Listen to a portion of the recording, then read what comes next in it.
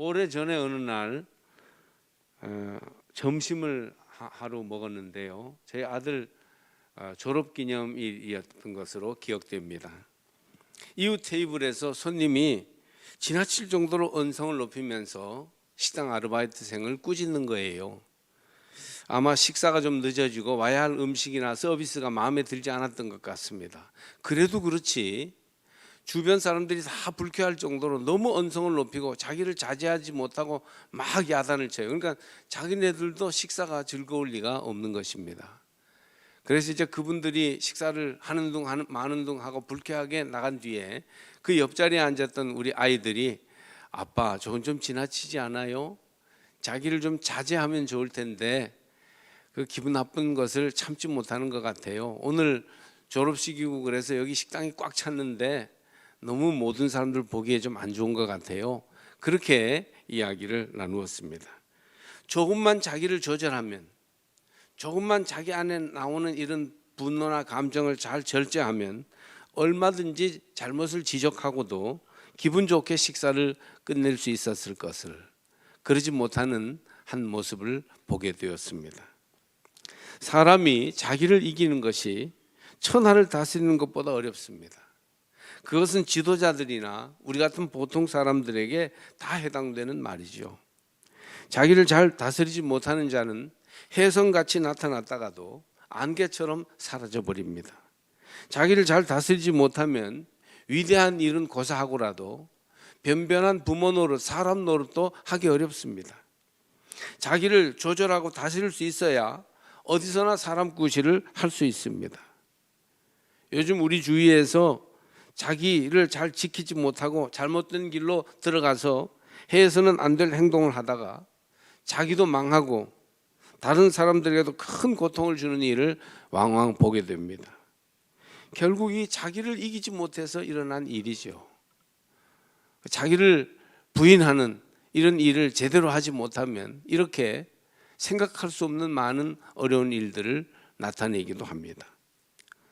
1945년 미국 베일러 대학의 학생들은 2시간 반 동안 넋을 잃고 브론 클리포드라는 혜성과 같이 등장한 젊은 설교가의 말씀에 귀를 기울였습니다. 대학교 총장 팻 네프도 유명한 연설가인데 그는 강사가 시간의 제약을 받지 않도록 시간 알리는 자명벌의 스위치를 끄도록 지시했습니다. 그래서 시간의 제약을 받지 않고 이 위대한 설교가의 말씀을 듣도록 했던 것이죠.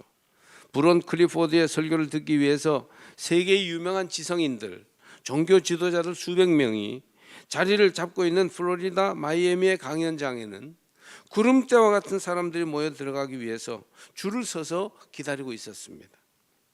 당대 지역의 큰 교회의 유명한 목사였던 로드 박사는 그를 사도 바울 이래 가장 위대한 설교가라고 칭송할 정도였습니다.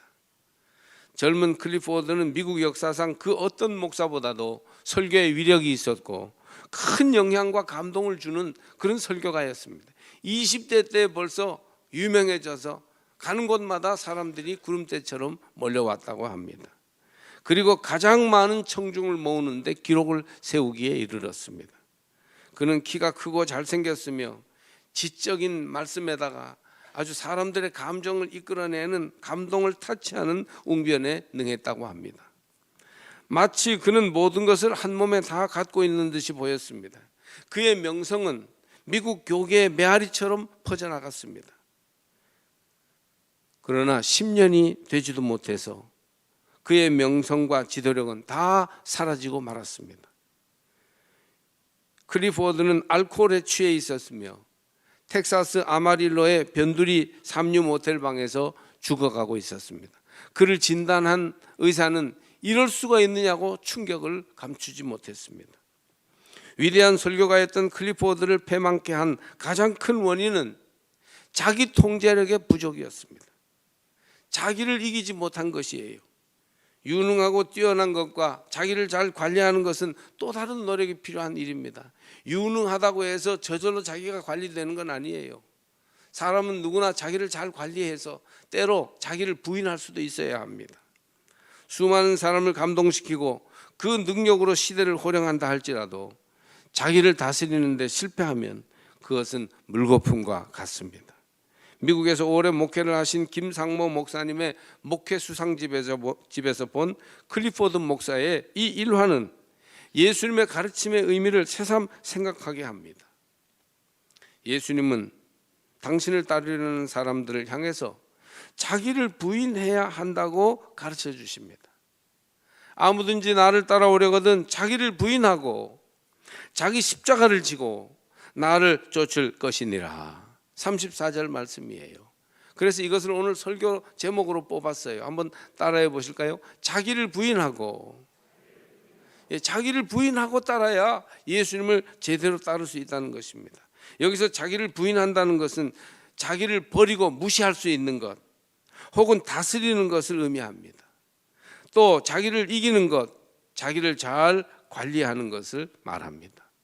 십자가로 모범을 보이신 예수님의 길은 나를 잘 관리하여 이긴 자의 길이요 나를 복종케 함으로 하나님의 뜻을 세우신 길입니다.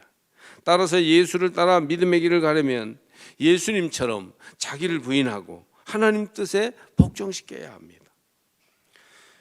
우선 여기 예수님이 이 말씀을 언제 어디서 하셨는가를 볼 필요가 있습니다. 본문은 16장으로 이루어진 마가복음의 중간 부분이죠. 마가복음을 16장을 딱 자르면 8장이 되겠죠. 이 8장 끝부분에 본문이 있습니다. 예수님의 갈릴리 사역이 마무리되어 가고 변화산의 기적이 9장부터 나타나는데 이 바로 앞에 있는 말씀이 오늘 말씀이에요. 이제 곧 십자가를 지시는 예루살렘 사역이 시작되는 시점입니다. 십자가의 희생으로 구원의 역사를 이루신 일을 바로 앞에 두고 예수님이 오늘 말씀을 해주십니다. 이런 말씀을 제자들에게 주시기 전에 베드로는 예수님을 그리스도로 신앙 고백하였죠. 주는 그리스도십니다. 하나님의 아들이십니다. 8장 27절에서 30절까지 그렇게 예수님을 신앙 고백했어요. 그러므로 바른 믿음을 고백한 후에 믿음을 바로 가진 후에 변화산의 기적 체험, 은혜 체험을 하고 그리고 십자가를 지기까지 주님을 끝까지 따르려면 가장 중요한 게 뭐냐? 자기를 부인하는 것이에요. 그러니까 신앙을 가진 사람이 은혜 체험을 하고 예수님의 발자취를 따라 구원의 사역을 이루어가는 이 과정에서 정말로 중요한 한 가지가 있는데 그게 뭐냐 하면 자기를 부인하는 거예요. 자기를 부인하지 못하면 아무리 믿음을 가지고 아무리 은혜 체험을 하고 아무리 기적의 역사를 경험했다 할지라도 예수님을 바로 따라갈 수 없다는 거예요. 많은 사람들이 자기를 부인하지 못해서 걸려 넘어지는 겁니다. 교회 생활에 각양 은사를 많이 받고 성령 체험도 했는데 걸려 넘어지는 큰 이유는 자기를 부인하지 못하기 때문입니다. 믿음으로 복된 생활을 하며 하나님 말씀대로 사는데 가장 방해가 되는 게 무엇이겠어요? 가난입니까? 질병입니까? 사고입니까? 여러 가지 삶의 악조건입니까? 사탄 마귀의 방해입니까? 생각해 보면 그런 것보다 더 방해가 되는 가장 중요한 문제가 바로 나라는 존재입니다. 자기를 부인하지 못하여 자아가 자꾸 나오면 가정과 교회의 평화가 깨집니다. 나를 계속 주장하면 부부가 절대 화목할 수 없어요. 부부의 행복은 남편과 아내의 사이에 있습니다. 나와 너가 좀 약해지고 대신 두 사람 사이가 채워지고 강해져야 행복해지는 겁니다. 사이를 중요하게 여기고 이 사이를 자꾸 채워나가면 평안하고 행복합니다. 그런데 나가 너무 강하면 남이 없고 하나님도 안 계시게 돼요. 나가 너무 강한 사람을 보면 여유와 관용이 없고 감사가 사라지며 불평과 원망이 자꾸 생겨나서 가정도 위험해지고 교회 생활도 어려워지게 되는 것입니다. 너무 자기를 의식하면 거룩한 일이 잘 되지를 못합니다. 교회에서 이상하게 은혜롭게 생활하지 못하고 사람들과 잘 못 어울리고 교회 생활에서 실패하는 사람들을 보면 내가 뭘 잘못했냐? 개인 경건 생활도 열심히 하고 예배에도 꼬박꼬박 나오면서 할 도리를 다 하는데 왜 나는 이렇게 신앙생활이 되지? 그런 억울해하는 이들을 잘 보면요, 나가 너무 강한 분들이 많아요. 내가 너무 강하니까 이 신앙생활에도 시험거리가 많은 것이에요. 자기 주장이 강하고 고집이 세며 다른 사람 말을 들으려고 하지 않습니다. 여러분은 남의 말을 자꾸 들으려고 하셔요. 내 말을 하기보다는. 그래야 내가 자아가 약해져서 모든 삶에, 교회 생활에 은혜롭게 되는 것입니다. 나가 없으면 기도도 안 되고 신앙생활에 은혜를 잃어버립니다. 깊은 기도일수록 나를 부인하고 예수를 시인하게 됩니다. 기도하는 내가 자꾸 의식되면 기도가 안 됩니다. 내 감정이 중요하고 내 바람을 자꾸 앞세우면 어떤 기도의 생활에서 어느 단계에 가면 한계에 부딪히고 맙니다. 기도하기 전에 자꾸 불평이 생겨나고 원망이 생각납니다. 나를 잊을수록 기도가 힘을 얻게 돼요.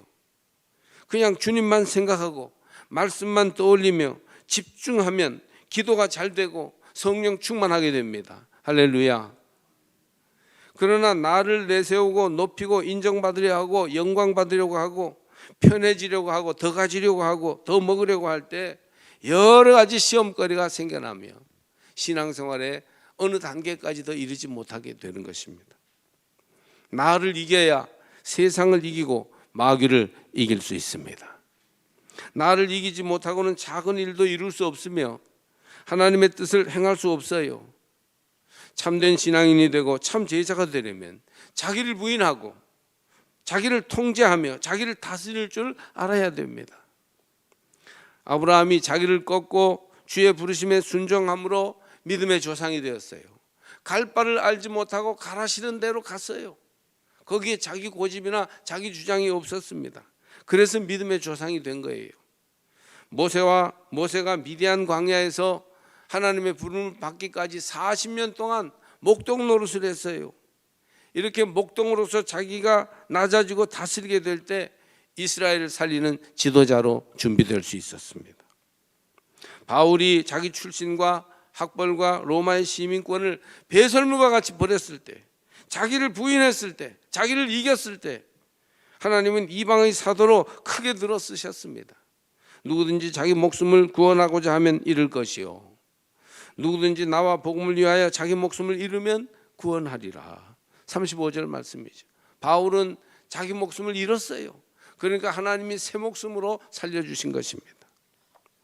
여기서 자기, 나를 의미하는 단어로 일본 사람들은 사사로울 사자를 씁니다. 사적이다 뭐 이럴 때 사사로울 사자를 쓰죠. 와타쿠시라고 읽는데 이는 이 나라고 하는 것은 두 가지 요소로 이루어져 있으니 그 사자라는 말은 벼화자와 사사사자로 붙어서 사자가 됩니다. 벼라는 말은 곡식, 물질, 돈을 대표하는 것이고 사라는 말은 성을, 섹스를 상용화한 것으로서 성과 관련된 혈연, 인맥을 대표하고 있습니다. 그러니까 나가 개입되면 공평과 정의는 사라지고 믿음의 길에도 흔들리게 된다는 얘기입니다. 나라는 존재는 두 가지 욕심으로 뭉쳐져 있으니 곧 물질에 대한 욕심과 쾌락에 대한 욕심입니다. 이 두 가지는 인간을 유혹하는 마귀의 오래된 무기입니다. 이렇게 너무나 익숙하고 낡은 무기인데도요, 조자룡의 헌칼처럼 이게 이렇게 오래된 사람들이 다 아는 건데도, 그런데도 오늘도 넘어지고 있습니다. 모든 사람이 걸려 넘어지는 덫이요, 굴레예요. 공무원이나 정치 지도자도 이 덫에 걸려서 존경할 수 없는 사람들이 되고 맙니다. 목회자들도 이 두 가지 면에서 걸려 넘어지는 사람들이 왕왕 적지 않아요. 아내된 이들은 남편이 출세하고 잘 나가지 못하더라도 이 두 가지의 실수가 없다면 일단 결혼 잘한 것을 감사해야 할 것입니다. 뭐 남편도 마찬가지지만 물질의 욕심과 쾌락의 유혹에 걸려서 자기를 다스리지 못하고 패망하는 사람들의 이야기는 주위에서 얼마든지 찾아볼 수 있습니다. 우리는 하나님을 바라보고 예수님을 의지하여 신앙의 길을 가지만 늘 씨름하는 문제는 나의 문제예요. 오죽하였으면 변화산 사건과 십자가의 길을 앞둔 이 중요한 시점에 예수께서 자기를 부인하고 자기 십자가를 지고 나를 따라오지 않고는 제대로 따라올 수 없다고 단언하시겠습니까? 나를 이겨야 주님을 따를 수 있다는 얘기입니다. 자기를 극복하지 않고는 신앙생활에 제대로 설 수 없다는 말씀입니다. 기도할 때마다 자기를 이기고 하나님께 나가기를 힘쓰십시오. 예배할 때마다 자기를 내어놓고 다스릴 수 있게 해달라고 주님의 도우심을 구하시기 바랍니다. 우리 인생이 다하기까지 매일매일 이 자기와의 싸움을 피할 수 없어요. 이 속에서 뭔가 자기가 올라오려고 할 때 이걸 죽일 수 있어야, 부인할 수 있어야 성숙한 인격을 가질 수 있게 되는 것입니다. 문제는 나를 이기기 어렵다는 데 있습니다. 참 나를 이기기 어렵죠. 죄악은 나를 통하여 역사하며 사탄은 나를 통하여 욕망의 길로 들어옵니다. 너가 문제가 아니고 내가 문제예요. 환경이나 시대가 문제가 아니고 나 자신의 문제입니다.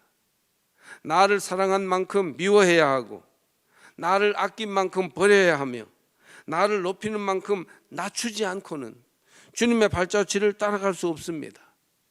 누구든지 나를 따라오려거든 자기를 부인하고 자기 십자가를 지고 나를 따를 것이니라 하신 주님의 말씀이 구체적으로 우리 생활 속에서 실천될 때 믿음이 자라고 경건한 주의 백성으로 설 수 있습니다. 이런 모양 저런 모양으로 내 안에서 이 자아가 내가 역사하니까 결국 걸려 넘어질 때가 얼마나 많은지 몰라요. 그러면 여러분 어떻게 나를 부인하고 다스릴 수 있겠습니까? 세상에서는요, 먼저 이성으로 자기를 부인하고 다스릴 수 있다고 봅니다. 아리스토텔레스 같은 철학자는 이성이 사람을 통제하고 다스릴 수 있다고 본 것이에요. 오늘날 많은 사회 사람들은 지금도 이성이 사람을 다스릴 수 있다고 생각하고 있습니다. 합리적이고 현명한 생각을 바로 세우면 욕망과 감정을 절제할 수 있다는 이론입니다. 그러나 여러분, 결론부터 얘기하면 현실은 그렇지 못합니다. 아무리 바른 생각을 가져도 욕망을 절제할 힘은 따로 있어야 합니다.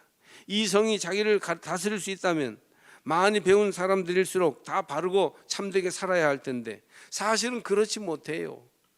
오히려 배운 사람들과 지도자들에 의해 사회가 망쳐지고 있다는 어려움을 겪고 있어요.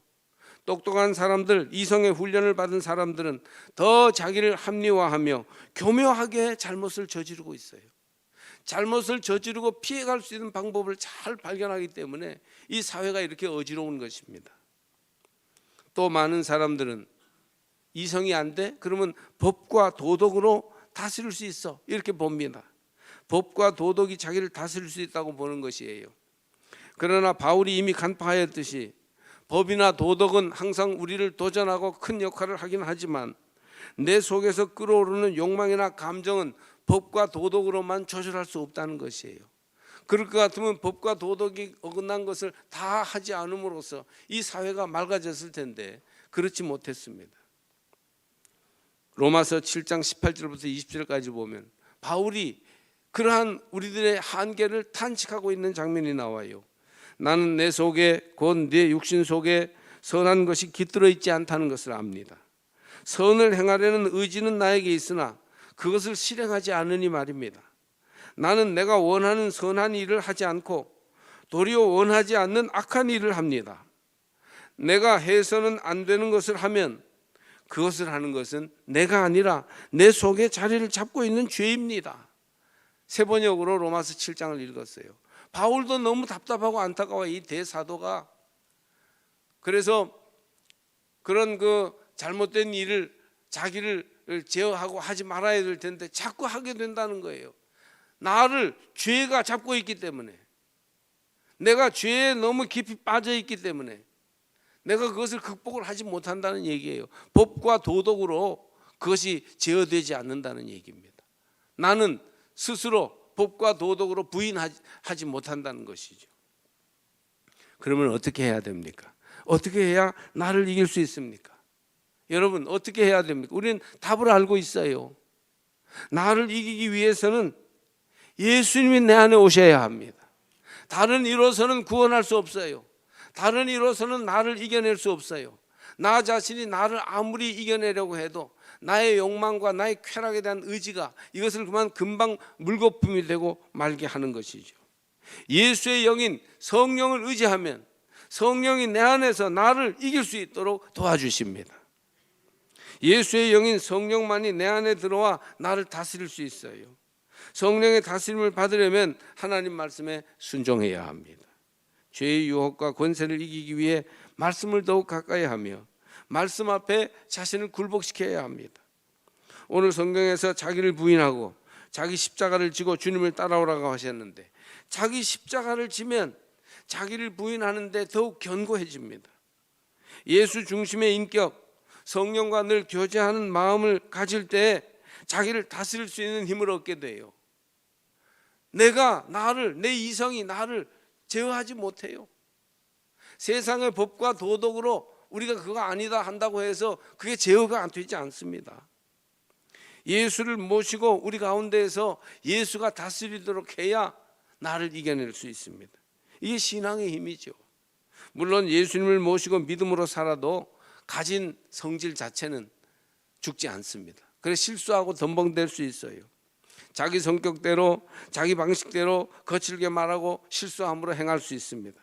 그러나 예수님이 우리 중심에 들어와서 예수의 생명, 예수의 은혜가 내 안에 살아있으면 이미 나 자아는 더 이상 결정적인 힘을 행사할 수 없게 됩니다.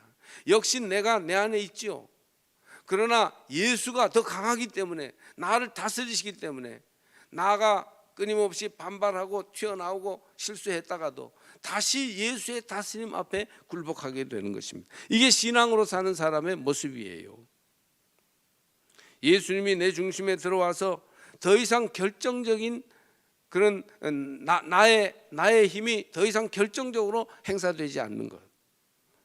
그러므로 나를 통해서 역사하는 욕망과 마귀의 권세는 더 이상 힘을 쓸 수 없고 나를 주장할 수 없게 되는 것입니다. 여러분 속에 예수님을 모시고 그분이 주장하시도록, 그분이 다스리시도록, 그분이 나를 인도하시도록 내어드리시기를 바랍니다. 사도 바울은 이것을 고린도전서 9장 27절에서 어떻게 표현했는가 하면, 내 몸을 쳐서 복종케 한다고 하였어요. 내가 내 몸을 쳐서 복종케 하는 것은 남에게는 이기자고 외쳐놓고 내가 넘어지지 않게 하기 위해서다. 내 몸을 쳐서 복종케 한다. 예수가 나를 다스리도록 나를 내어드린다, 그런 말씀이에요. 사도 바울은 가말리엘 문화에서 배운 학문이 깊었어요. 또 로마 시민권을 가지고 있어서 그 당시 사회법적으로 지위가 보장되었습니다. 또 유대 전통으로 훈련받은 종교성이 이만저만 강한 것이 아니었어요. 이런 것들 한 가지만 내놔도요, 사도 바울은 경쟁력이 있는 사람이었어요. 그러나 그런 것이 바울을 강하게 한 것이 아니었습니다. 사도 바울이 그토록 위대하고 능력 있는 하나님의 사람으로 살 수 있었던 것은 그런 나를 죽였기 때문이에요.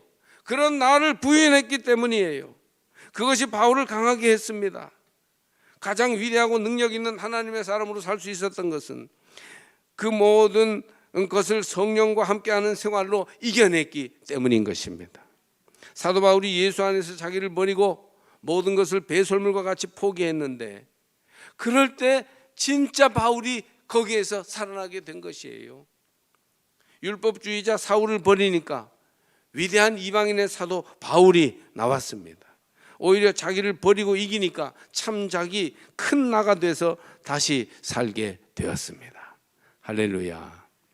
우리가 이 한 주간을 살아갈 때에도 자기를 부인한다면 거기에 예수께서 주시는 새 생명의 기쁨, 부활 생명의 은혜가 우리의 삶을 채우게 될 것입니다. 지난 주간에 우리 교회가 속한 동부연회가 강원도의 6 감리교회에서 나누어져서 열렸어요. 코로나 방역 때문에. 우리 교회는 영동 지역으로서 강릉중앙교회에서 연회를 했습니다. 교역자 자격심사 결과를 발표하는 시간에 진급하는 목사, 전도사, 휴직하거나 퇴회하는 목사들 이름을 쭉 발표하는 시간이 있었어요. 한 해 동안 동부연회 정회원 876명 중에서 퇴회하는 목사들이 7, 8명이 있었습니다. 그 이름들은 그대로 연회를 마치는 총문 문답 시간에도 발표되어 확정되었습니다. 그 중에서 우리가 잘 아는 이웃교회 목사의 이름도 있어서 매우 마음이 아팠습니다. 감리교회를 완전히 떠나는 것입니다. 왜 이런 일이 생겼을까요? 자기를 지키지 못해서입니다. 말씀과 성령으로 자기를 이겨내야 하는데, 우리 성도들은 예수가 나를 다스리시도록 나를 내어드려야 하는데, 욕망과 교만으로 너무 커진 나를 이겨내지 못한 것이에요. 그래서 그 욕망과 죄악이 나를 막 주장하도록 했을 때 돌이킬 수 없는 문제가 우리 삶에 생겨나게 된 것입니다. 여러분, 우리가 뭐 남보다 잘해서 이 자리에 있는 게 아니에요. 우리도 나를 이기지 못하면 한순간에 성도의 자리에서 굴러떨어져서 지옥에 빠질 것입니다. 우리 모두는 거룩한 하나님 교회의 한 식구이며 그리스도의 제자들입니다. 그 신분과 생활은 나를 이겨야 유지할 수 있는 자리입니다. 여러분, 예수 이름으로 권면하니 나를 이기시고 나를 부인하셔서 더 큰 나, 온전한 나로 거듭나시기를 바랍니다. 속회로 모일 때마다 나를 이겨내는 믿음으로 결단하도록 서로를 깨우쳐 주셔야 합니다. 나를 이기지 못하고 욕망과 타락, 교만과 불신앙으로 흔들리는 믿음의 벗이 있다면 권면해주고 기도해주고 필요하면 꾸짖기라도 해서 빨리 그곳에서 나오도록 해야 할 책임이 우리들에게 있습니다. 왜 우리가 속회로 모여서 신앙생활의 신령상 형편을 점검하고 돌아보겠습니까? 서로 위하여 기도하며 나를 부인하고 예수가 다스리도록 하기 위함이죠. 말씀에 순종하도록 하기 위함입니다. 천국은 나를 이긴 자가 가는 곳이에요. 아주 쉬워요. 나를 이기지 못하면 천국 못 갑니다. 천국에는 나가 없어요. 주님만 있습니다. 따라서 주님 안에서 나를 버리고 이긴 자가 천국의 사람이 될 것입니다. 주님은 자기를 이기고 주님을 따르라고 하시는데 그 끝에 닿은 곳이 천국이에요. 우리는 믿음의 길 위에서 평생토록 자기와의 싸움을 해야 합니다. 오늘도 내일도 자기와 싸워야 합니다. 자기를 부인하고 더 큰 자기인 예수 그리스도의 생명을 시인하며 부활 생명으로 살아가는 것이지요. 그리하여 나를 이긴 자들이 저 영원한 나라, 주님만이 해와 같이 빛나는 그 나라에 들어가서 영생 복락을 누릴 것입니다. 지금은 나를 부인하고 나를 이기려니까 너무 힘들고 억울하죠. 그러나 나를 이기고 나를 부인하면 영생 복락을 누릴 수 있게 될 것입니다. 그뿐 아니라 나를 이긴 자들은 이미 지금 여기에서 천국 시민이 되어서 이 땅에서 천국 생활을 시작할 수 있어요. 나를 이긴 자가 세상을 이기고 마귀를 이겨 믿음의 승리자가 될 것이며 하나님의 인정을 받게 될 것이고 성령과 동행하는 기쁨을 누리게 될 것입니다. 나를 이긴 자가 진정한 기쁨과 유업을 얻을 것이에요. 나를 이겨 여러분 모두가 나의 감옥에서 해방되어 살기를 주의 이름으로 축복합니다. 나를 붙들고 나를 성취하고 나를 높이면 굉장히 영광스럽고 좋은 것 같지만 그건 망하는 길이에요. 나를 부인하고 나를 죽이고 나를 극복할 때 그것은 매우 어렵고 힘든 길이지만 그것이야말로 믿음으로 살아나는 길임을 기억하십시오. 그러므로 우리의 삶 전체에 믿음의 승리자가 돼서 나를 이김으로 하나님의 뜻을 온전히 이루는 천국을 맛보시기를 주의 이름으로 축복합니다.